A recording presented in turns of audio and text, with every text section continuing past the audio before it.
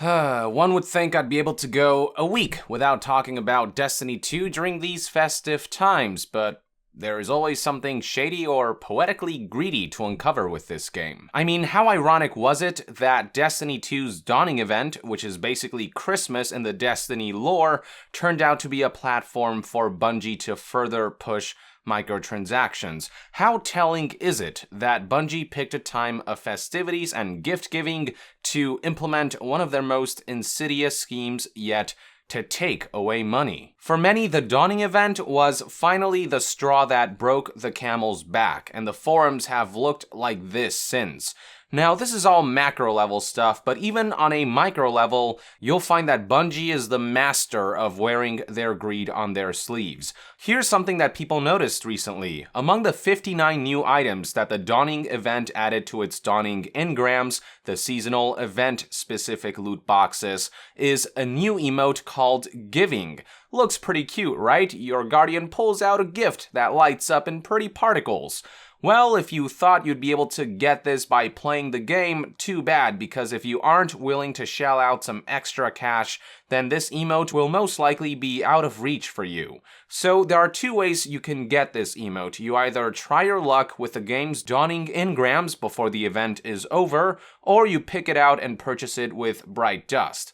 As far as Bright Dust is concerned, we're looking at a price point of 3,250 Bright Dust, which apparently makes this emote the most expensive item in the entire game. With that kind of Bright Dust, you could pay for an entire armor set. And with how relatively scarcely Bright Dust is distributed in Destiny 2, the currency is a precious commodity that you don't just want to throw away, especially for one measly emote. So basically, we're looking at two scenarios. People can either afford it, but are discouraged from buying it with Bright Dust because the item is simply not worth the cost, or people who have used up all their Bright Dust just can't afford it, period. Gee, it's almost as if they're making it a much more attractive prospect to earn the Giving emote by opening loot boxes. Now, on the loot boxes front, keep in mind that Destiny 2 breaks tradition by not awarding you the seasonal loot boxes with the event-specific items whenever you level up. Instead, leveling up nets you regular loot boxes with a regular pool of items. There are a couple activities you can do to earn Dawning engrams during the event, but those have a weekly cap, so you can really only earn a handful of Dawning engrams throughout the entire event. And with the Giving emote being an exotic item, the odds of obtaining it from just opening a handful of engrams is pretty low, which means that unless you get real lucky with the stingily given free Dawning engrams, you'll be left with no choice than to purchase Dawning engrams in bulk with real money. That's the ultimate goal of making the Giving emote so goddamn expensive and making it an exotic item.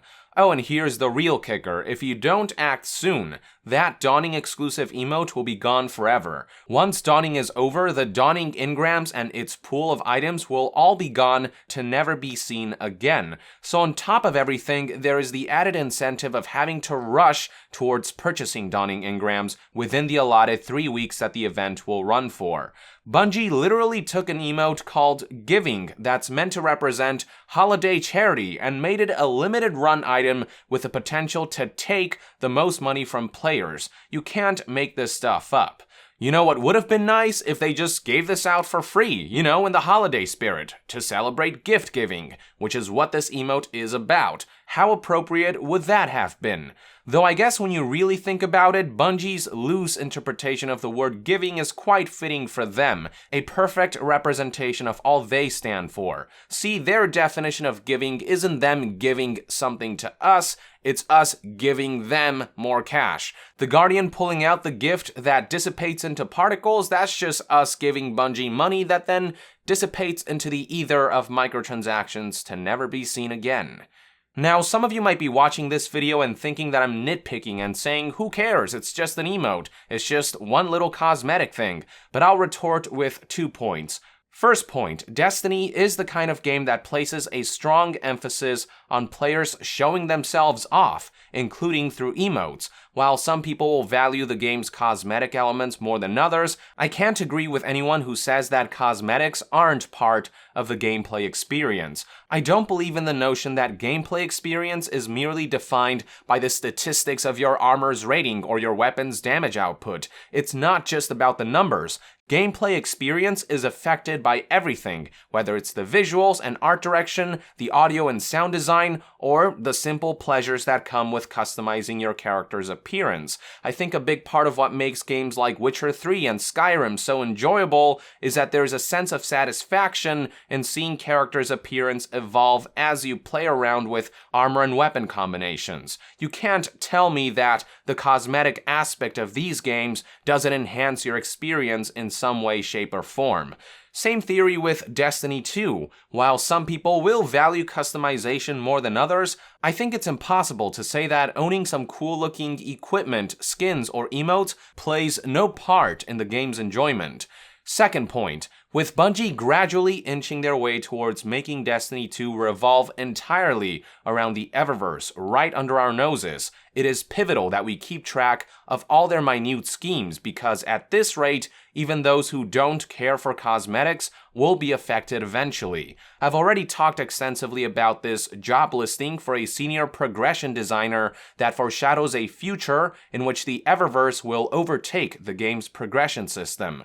But we don't even have to look that far ahead to see that Bungie has already made significant strides towards insidiously prioritizing the Eververse over substantial and balanced game content. Case in point, one Reddit user noted how of the 38 base shaders in Destiny 2, 22 of them, that's over 58% of shaders, are currently locked behind the Eververse. Furthermore, we are starting to see more and more that items with measurable gameplay effects like ghost shells and armor pieces are becoming exclusive to the Eververse. And make no mistake, none of this is unintentional. At every turn, Bungie has shown that they're willing to go to any lengths to empower the Eververse and its recurrent revenue prowess and potential, even at the expense of their game's integrity. So yeah, I don't care if Destiny 2's problems are on a macro or micro level. I'm going to call them out as I see them so that people can see this game for the insidious scam that it is.